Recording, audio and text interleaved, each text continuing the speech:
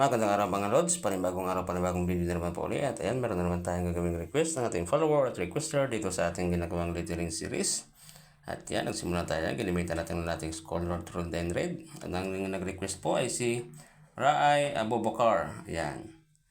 Ayan, Raay, sana makita mo ito parod mo at sana magustuhan mo. At tuloy, may-share mo na rin po sa iba para marami makaparood na ating ginagawang video.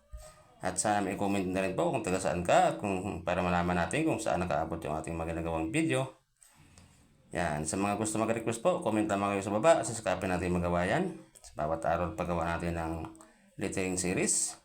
At sa mga naka-request na po, hintayin nyo lamang yung inyong mga request dahil ginagawa natin ng ating makakaya para po magawa yung inyong mga request. Tulad itong kay Raay Abubakar. Yan, ginagawa na natin yung sa kanya kahit na sobrang tagal na yung kanyang request dahil po sa bawat araw ay ginagawaan natin ang paraan yan para magawa lahat. Diyan, naglagay tayo ng shading. Ginamitan natin ng latex color pink yung kanyang shading para pumagay doon sa kanyang pangalan na Ira. Yan yung request niya. Yan, Raay Abubakar. Sana gustuhan mo itong iyong request at salamat sa paghihintay sa iyong request na ating gawin. Yan, maraming salamat sa iyong patuloy na suporta. God bless.